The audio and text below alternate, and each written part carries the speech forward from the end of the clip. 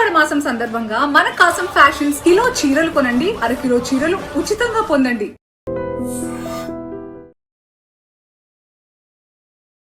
Hi, welcome to iDream తెరవెనుక కథల కార్యక్రమానికి స్వాగతం.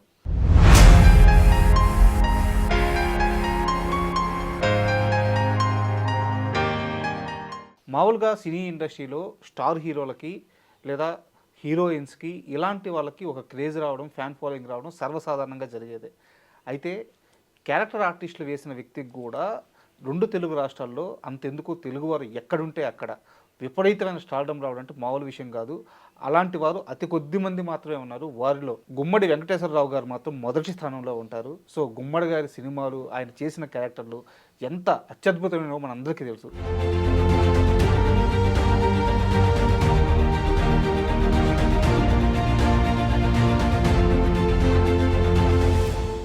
అయితే గుమ్మడి గారి సినీ ప్రయాణంలో ఉన్న విశేషాల గురించి మనకి తెలియజేయడానికి సీనియర్ కోఆర్డినేటర్ కనగల జయకుమార్ గారు ఈరోజు మనతో పాటు ఉన్నారు. వారిని అడిగి మరిన్ని విషయాలు తెలుసుకుందాం. హాయ్ సార్, నమస్తే.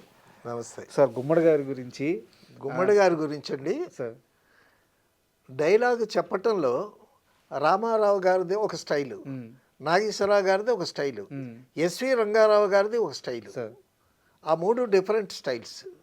అయితే గుమ్మడి గారు మాత్రం చక్కగా స్వచ్ఛంగా ప్రతి సిలబుల్ అర్థమయ్యేటట్టు చక్కగా డైలాగు చెప్పటంలో గుమ్మడి గారు అద్భుతం అండి. సార్, అంత చక్కని ఎక్స్ప్రెషన్తో, అంత చక్కని డిక్షన్తో చాలా అద్భుతంగా చెప్తాడు గుమ్మడి గారు.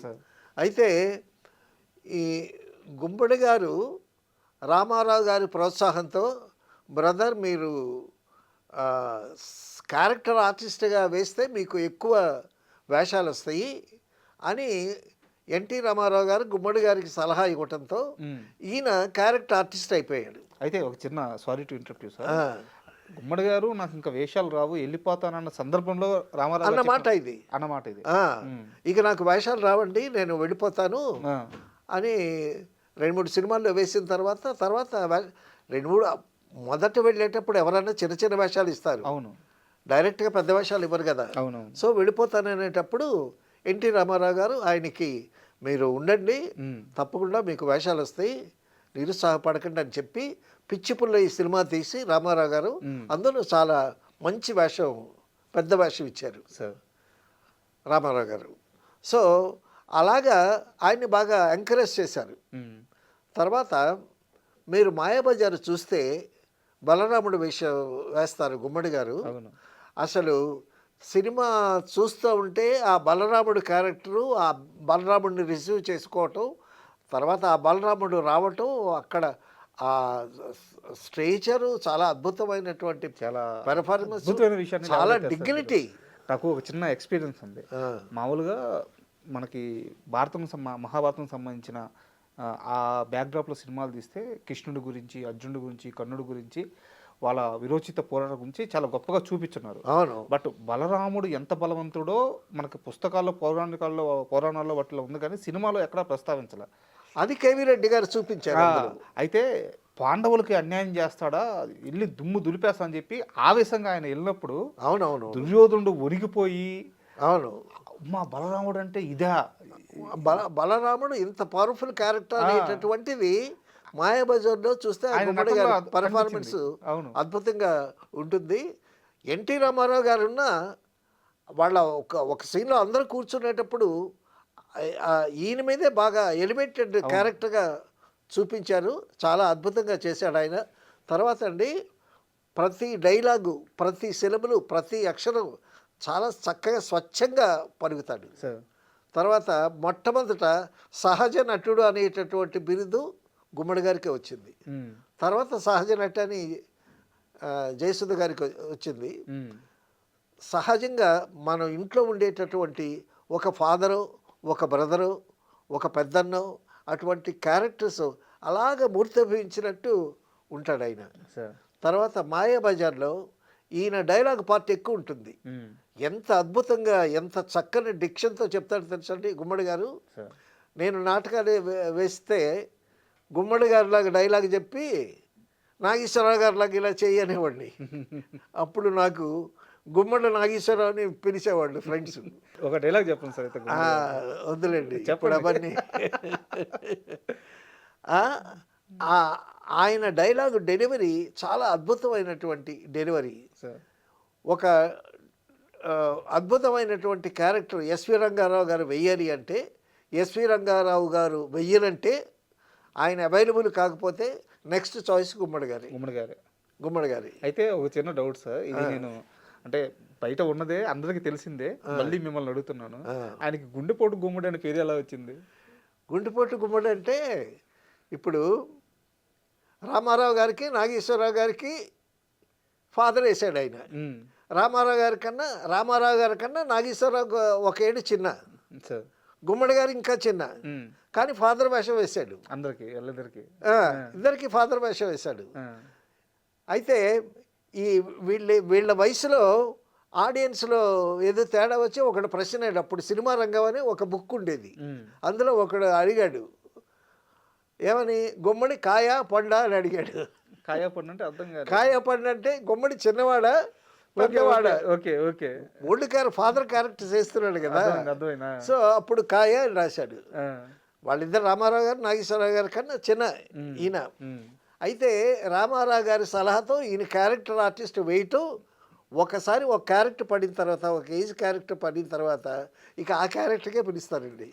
సినిమాల్లో ఎట్లా ఉంటుందంటే, పొరపాటున ఒక ఆర్టిస్టు డాక్టర్ వేషం వేశాడు అనుకోండి, ఈ డాక్టర్ వేషానికే పిలుస్తారు. డాక్టర్ రమేష్ అని ఒక ఆయన ఉండేవాడు. ఆయన సెట్కి వచ్చి ఆర్టిస్టులకి బీపీ అవన్నీ చూసేవాడు, వేషం అడిగేవాడు. ఆయనకి ఎప్పుడు డాక్టర్ వేషమే.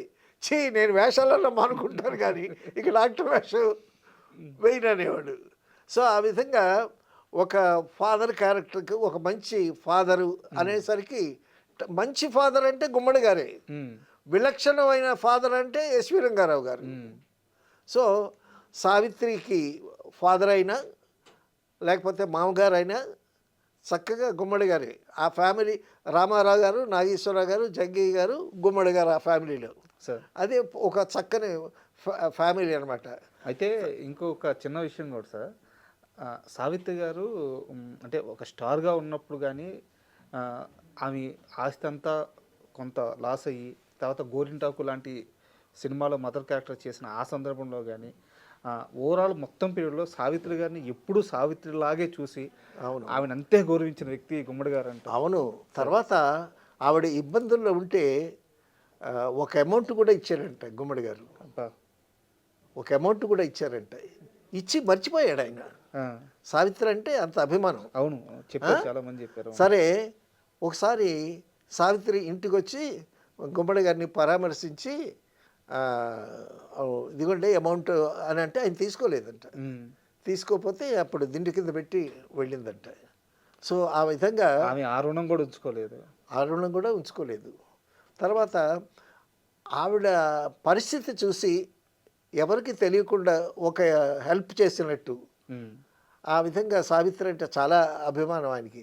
సావిత్రితో ఎన్ని సినిమాలు యాక్ట్ చేశాడు ఆయన. నిజంగా ఒక ఫాదర్ కానీ మామయ్య కానీ. అవును, వాళ్ళిద్దరూ ఏదో నిజమైన తండ్రి కూతురులాగే ఉండేవాళ్ళు. తర్వాత గుమ్మడి గారు చాలా సాహిత్య ప్రియుడండి.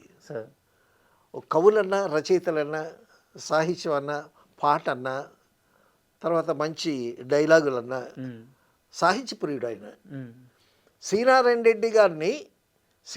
రెడ్డి గారిని పాటలు రాయటానికి ఎన్టీ రామారావు గారు ఇన్వైట్ చేస్తే, శ్రీనారాయణ రెడ్డి గారు మెడ్రాస్ వస్తే ఆయన్ని రిసీవ్ చేసుకోవటానికి ఎన్టీ రామారావు గారు త్రివిక్రమరావు గారితో గుమ్మడి గారు వెళ్ళారు. ఓకే, ఆయన ఇంట్రెస్ట్ అనమాట.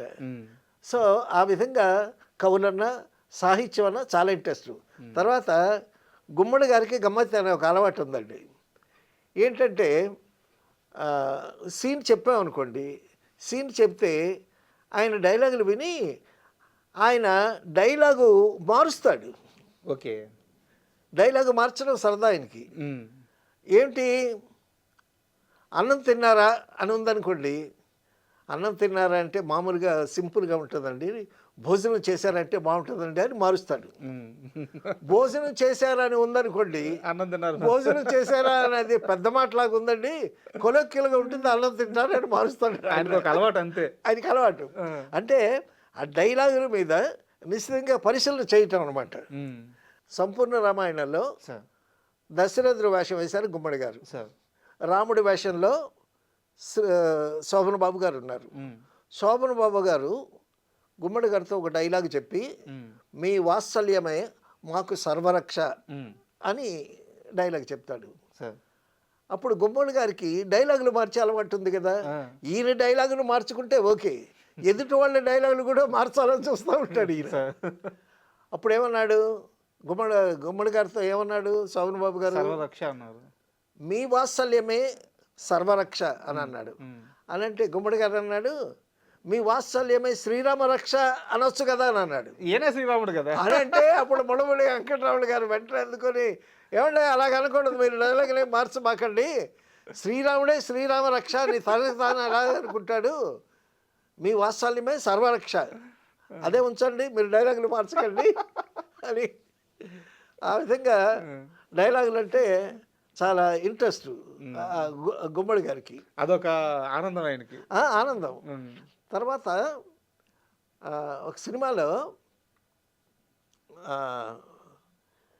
ఏదో మాట్లాడుతూ డైరెక్టర్ గారితో అనుకోకుండా అలవోకగా వచ్చేసిందండి అన్నాను నేను. ఉమ్. అనేసరికి ఏమన్నారు ఏమన్నారు ఏమన్నారు అబ్బా ఏం మాట వాడారండి అలవోకగా, ఉమ్. ఆహా ఏం మాట వాడారండి అని అంటాడు. అంటే ఆ మాటలు అంత సాహిత్యం అంటే డైలాగులు అంటే అంత ఇంట్రెస్ట్ అయింది గుమ్మడి గారికి. సార్. తర్వాత ఒకసారి ఇది ఎందుకు వచ్చిందంటే జగ్గీ గారు కూడా ఉన్నారు స్పాట్లో. జగ్గీ గారు ఉండి నేను కాస్త తెలుగు పండితులుగా చేసి ఉన్నాను కదా, తాడుపేడు జంట పదాలు కదా అన్నారు జగ్గీ గారు. అని అంటే నేను అటు ఇటు చూస్తున్నాను, మిమ్మల్నేనండి అని అన్నాడు ఆయన. అనంటే అవునండి తాడుపేడు జంట పదాలే, తాడో పేడో తేల్చేస్తాను అంటారు, అవి జంట పదాలే అని అన్నాను నేను. సో ఇంక పక్కన అందుకుని అప్పటి నుంచి ఆ డైలాగ్ పేపర్ ఇస్తే అన్నీ కరెక్ట్గానే ఉన్నాయా, ఏమన్నా మార్చడానికి ఉంటుందా గుమ్మడి గారు.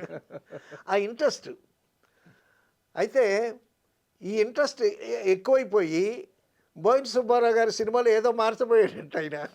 మార్చబోయి బోయిన సుబ్బారావు గారు గుమ్మడి గారు మీ పని మీరు చేయండి, మా పని మేము చేస్తాం. మామూలుగానే అగ్రెసివ్ కదా బోయిన సుబ్బారావు. ఆయన మనిషి అలా అల్పంగా కనిపిస్తాడు కానీ చాలా డిటర్మినేషన్ ఉండేటువంటి డైరెక్టర్. మంచి హిట్లు ఇచ్చాడు. తర్వాత లాస్ట్లో ఈవీవి సత్యనారాయణ గారి దగ్గర గుమ్మడి గారు యాక్ట్ చేశారు. యాక్ట్ చేసేటప్పుడు ఏదో మాట తేడా వచ్చి గుమ్మడి గారు ఎంత చక్కగా డైలాగు చెప్తాడు ఆయన. దానికేమో నూతన ప్రసాద్ చేత డబ్బింగ్ చెప్పేసరికి చాలా హర్ట్ అయ్యాడు ఆయన. ఓకే గుమ్మడి గారు. తర్వాత ఇక నా క్యారెక్టర్కి నేను డబ్బింగ్ చెప్పుకోలేకపోతే ఇక ఎందుకు అని ఆయన నటన విరమించుకున్నంత పర్యంతానికి వెళ్ళాడు. ఓకే. ఆర్టిస్టు హర్ట్ అవటం అన్నమాట. తర్వాత లాస్ట్లో కాశీనాయన మీద ఒక సినిమా తీశారు, కాశీనాయన చరిత్ర అని. ఆ కాశీనాయన క్యారెక్టర్కి ఈయన కరెక్ట్గా సూట్ అవుతాడని చెప్పి లాస్ట్ సినిమా ఆయన యాక్ట్ చేసినటువంటి సినిమా గుమ్మడి గారిది. చక్కగా స్పష్టంగా అందరికీ అర్థమయ్యేటట్టు డైలాగు చెప్పటంలో ఆ ఎక్స్ప్రెషన్ కానీ ఆ డిక్షన్ కానీ నంబర్ 1 గుమ్మడి గారే. అయితే నాకు చాలా ఇష్టమైనటువంటి సార్. అయితే ఒక చిన్న విషయం ఏంటంటే ఆయన ఎన్టీఆర్ గారితో ఏఎన్ఆర్ గారితో సమానంగా తండ్రి క్యారెక్టర్లు కానీ వాళ్ళతో సమానంగా సినిమాలు చేసినప్పటికీ కూడా ఆయనకి ఏఎన్ఆర్ గారి కంటే కూడా ఎన్టీఆర్ గారు అంటే ఒక పాలు ఎక్కువ ఇష్టం అని చెప్పి చెప్తారు. నిజమేనా అది? నాగేశ్వరరావు గారి సినిమాల్లో కూడా చాలా సినిమాలు చేశాడు ఆయన. బట్ ఎన్టీఆర్ గారిని ఒక పాలు ఎక్కువ ఇష్టపడే వ్యక్తి గుమ్మడి గారు అని చెప్పి చెప్తారు. నాగేశ్వరరావు గారికి వచ్చేసి అంటే జగ్గయ్య గారు వచ్చేసి నాగేశ్వరరావు గారికి ఆదిలో బిగినింగ్లో ఈయన ఎంకరేజ్ చేసి ఈయనకి మోరల్ సపోర్ట్ ఇచ్చి ఈయనకి పిచ్చి పుల్ల వేషం ఇచ్చి ఈయనకి వేషాలు రావడానికి కారకుడు ఎన్టీ రామారావు గారి. సో ఆ గ్రాటిట్యూడ్ డెఫినెట్గా ఉంటుంది కదా. అంటే నేను వినింది ఏంటంటే జగ్గయ్య గారు వచ్చి నాగేశ్వరరావుకి ఎక్కువ అటాచ్మెంటు, గుమ్మడి గారు వచ్చేసి ఎన్టీఆర్ గారికి ఎక్కువ అటాచ్మెంటు. బట్ వీళ్ళు కలిసి సినిమాలు చేసినప్పటికీ వీళ్ళ అనుబంధం ఇలా ఉండేది అని చెప్పి చెప్పారు. నిజమా కాదా మిమ్మల్ని అడిగితే తెలుస్తుందని అడుగుతున్నాను అంటే కొన్ని బయట పడరండి. సార్. సో రామారావు గారు ఆయన ఎంకరేజ్ చేశారు కాబట్టి అటువైపు ఉండటం తప్పలేదు. అలాగే నాగేశ్వర గారి సినిమాల్లో చాలా సినిమాల్లో మంచి క్యారెక్టర్ ఉంటే గుమ్మడి గారిని పెట్టి చేశారు. అవును అవును. సో ఇదంతా this is a family, artist ఫ్యామిలీలో కొంచెం అటు హెచ్చు ఉంటుంది, ఇటు తగ్గు ఉంటుంది. తర్వాత పౌరాణిక క్యారెక్టర్స్ చేయాలంటే మరి ఎన్టీ రామారావు గారి సినిమాల్లో గుమ్మడి గారికి డెఫినెట్గా ఒక క్యారెక్టర్ ఉంటుంది, మంచి క్యారెక్టర్ ఒకటి ఉంటుంది. అలాగే సోషల్ సినిమాల్లో మంచి క్యారెక్టర్ ఏదన్నా ఉన్నానంటే గుమ్మడి గారిని పిలవలసింది. అండ్ మీరు వారితో కలిసి పనిచేశారు కాబట్టి పనిచేశారు. ఈ రెమ్యునరేషన్స్ ఇలాంటి విషయాలు ఎలా ఉంటారు గుమ్మడి గారు? చాలా స్ట్రిక్ట్గా ఉంటారా లేకుంటే? రెమ్యునరేషన్ విషయంలో వీళ్ళు ఏం చేస్తారంటేనంటే మేనేజర్ని పెట్టుకుంటారు. ఆ మేనేజర్ల ద్వారా కలెక్ట్ చేసుకుంటారు అమౌంట్స్. సో నేను కాలం మారేది పనిచేసేటప్పుడు గుమ్మడి గారికి మేనేజర్ ఉన్నారో లేదో కానీ మేకప్ మ్యాన్ ద్వారా రెమ్యునరేషన్స్ తీసుకునేవాళ్ళని విన్నాను నేను. అండ్ డబ్బుల దగ్గర చాలా కరెక్ట్గా ఉంటాడు.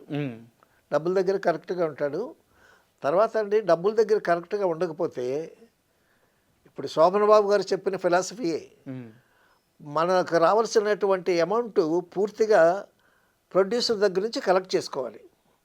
కలెక్ట్ చేసుకోకపోతే బ్యాలెన్స్ ఉందనుకో నెక్స్ట్ సినిమాకి వాడు మనల్ని పిలవడం మొహమాటం. కాబట్టి నెక్స్ట్ సినిమా కూడా మనం లూజ్ అవుతాం, ఛాన్స్ కూడా పోతుంది. డబ్బులు పాడవే కాకుండా ఇప్పుడు నయాన్న భయాన్ని డబ్బులు కలెక్ట్ చేసి పెట్టేసుకుంటే ఇదిగా మనసులో బాగా ఫ్రీగా ఉంటాయి కదా. అవును, నెక్స్ట్ సినిమాకి డెఫినెట్గా పిలుస్తారు. ఇది చాలా బాగుంది. ఇది శోభన్ బాబు గారు పెట్టుకున్న రూల్. ఇది శోభన్ బాబు గారు నాకు సరితబాబు గారు చెప్పారు, శోభన్ బాబు ఇలా చెప్పాడు అని. కరెక్ట్, అసలు చాలా బాగుంది. డబ్బింగ్ అయ్యేలోగా డబ్బులు వసూలు చేసుకోవాలి. డబ్బింగ్ అయిపోయిన తర్వాత ఇక వీళ్ళతో పని ఉంటుంది కదా. అవును. సో డబ్బింగ్ అయ్యేలోగా డబ్బులు ఇస్తేనే డబ్బింగ్కి వస్తాడు శోభన్ బాబు గారు. మరి మీలాగా నేను గట్టిగా అడగొచ్చా అని అంటే అడగాలి. ఎందుకంటే డబ్బింగ్ అయిపోయిన తర్వాత మనతో పని ఉండదు, ఆ బ్యాలెన్స్ వస్తాయో రావో తెలియదు. డబ్బు అమౌంట్ పూర్తిగా పడిందనుకో, మనం డబ్బింగ్ చెప్పేసామనుకో, ఆ సినిమా హిట్ అయ్యి ప్రొడ్యూసర్ నెక్స్ట్ సినిమా తీసాడనుకో, అప్పుడు డెఫినెట్గా మళ్ళీ క్యారెక్టర్ ఉంటే మనల్ని పిలుస్తాడు.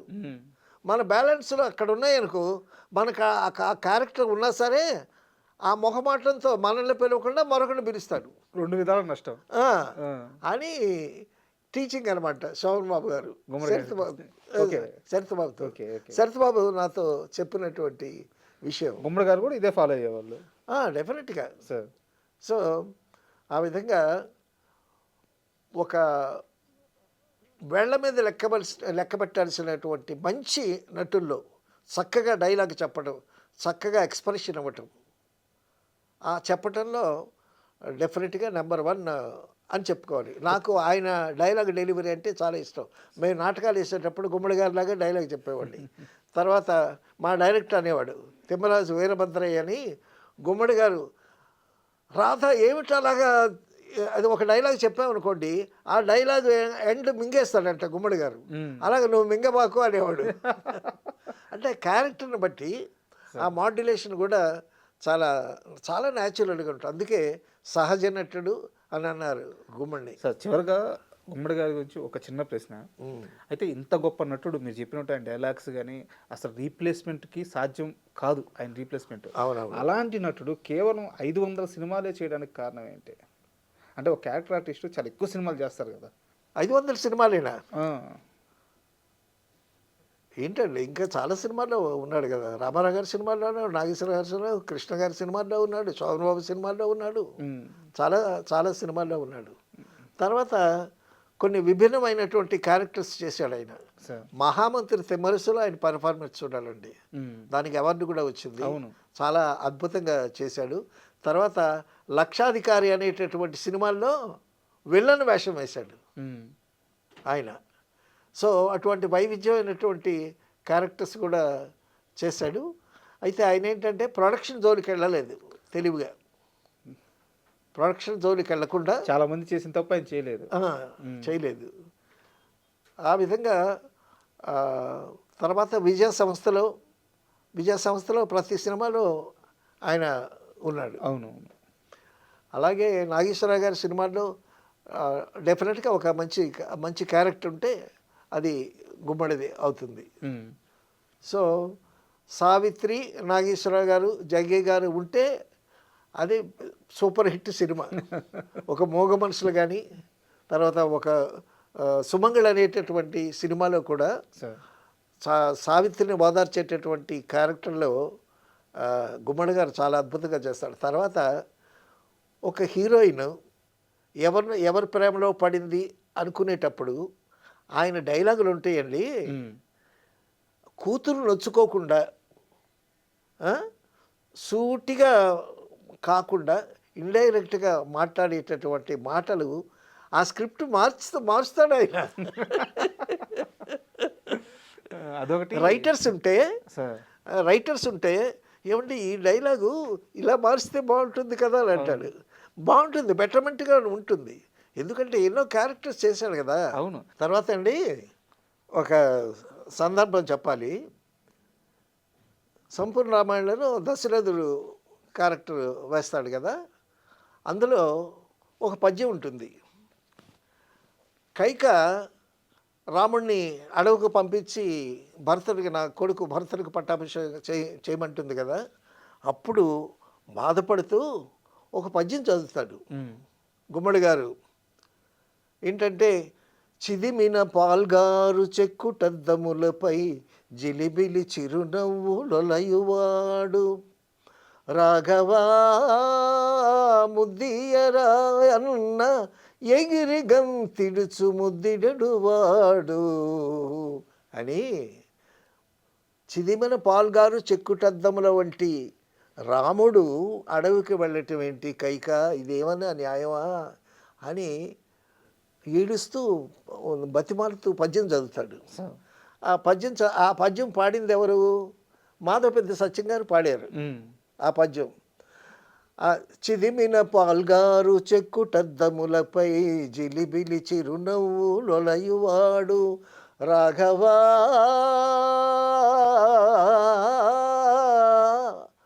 ముద్దియరాయన్న ఎగిరి గంతిడుచు ముద్దిడువాడు అని పాడతాడు. అటువంటి వాడిని అడవులకు పంపించమంటావా కైక అని. ఆ రాఘవ అనేటప్పుడు మాధవపెద్ది సత్యం గారు తెగ రాగం తీశాడు. రాఘవా అని చాంతాడంత రాగం తీశాడు. రాఘవ అని ముద్దియరా అన్న ఎగిరి గంతిడుచు ముద్దెడు వాడు అనేది ఇట్లా లైను. ఈ రాఘవ అని రాగం తీసి ముద్దియరా అని రాముడిని అడిగేసరికి ఈలోగా రాముడు మరీ పెద్దోడైపోయాడు. ఈ వయసులో ముద్దేంటానా పో అంటాడు రాముడు. గుమ్మడి గారి చలోక్తిది అని మాధవపెద్ది సత్యాన్ని పిలిచి రాఘవ అనేటటువంటి ఆ రాగం తగ్గించి మళ్ళా పాడి ఆ పద్యం తీసుకురా. రాఘవాని ఇంతసేపు ఏంటి రాగం అది ఇదని. అంటే సాహిత్యంలో అంత ఇంట్రెస్ట్ ఆయనకి. డైలాగులో ఎంత ఇంట్రెస్ట్ ఉందో పద్యంలో కూడా అంత ఇంట్రెస్ట్ ఉంది. తర్వాత అద్భుతమైనటువంటి నాటకాలు చూశాడు ఆయన. గుంటూరు హిందూ కాలేజీలో చదువుకునేవాడు ఆయన. తర్వాత ఏసీ కాలేజీలో ఎన్టీ రామారావు గారు, జగ్గయ్య గారు, సోమన్ బాబు వీళ్ళు ఏసీ కాలేజీలో చదువుకున్నారు. ఆయన హిందూ కాలేజీలో. వీళ్ళు కలిసి నాటకాలు వేశారు గుంటూరులో వేశారు. తర్వాత తెనాల్లో వేశారు, విజయవాడలో నాటకాలు వేశారు. అప్పటి నుంచి రామారావు గారు పరిచయం ఆయనకి. సో ఆ విధంగా ఆ పద్య నాటకాలంటే చాలా ఇంట్రెస్ట్. ఆ పద్య నాటకాలు పాడేవాళ్ళని పాడించుకుని ఖాళీగా ఉండేటప్పుడు సెట్లో వాళ్ళని పద్యాల చేత పాడించుకుని బాగా ఎంజాయ్ చేసేవాళ్ళు. పాట మీద, సాహిత్యం మీద చాలా మక్కువ ఆయనకి. దానివల్ల ఆయన ఎక్కువ డైలాగుల్ని మార్చటం అలవాటు అయిపోయింది అనమాట. నిజంగా thank you very much sir. ఎందుకంటే గుమ్మడి గారు పేరు చెప్పగానే గుర్తుపట్టిన తెలుగువారు అసలు ఎక్కడా ఉండరు. Definitely. అలాంటి గొప్ప నటుడు గురించి అత్యద్భుతమైన విషయాలు తెలియజేశారు. నిజంగా ధన్యవాదాలు sir. Thank you.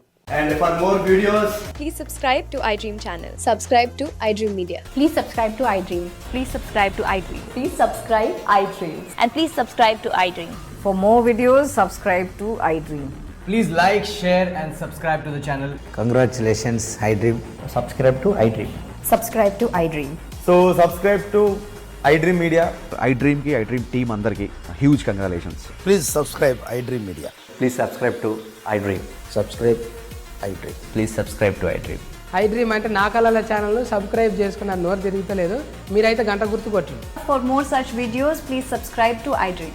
Subscribe to iDream. Please subscribe to iDream. Please subscribe iDream Media. Please do subscribe to iDream. Please subscribe to iDream Media. For best entertainment and information, please subscribe iDream. And don't forget to subscribe to iDream.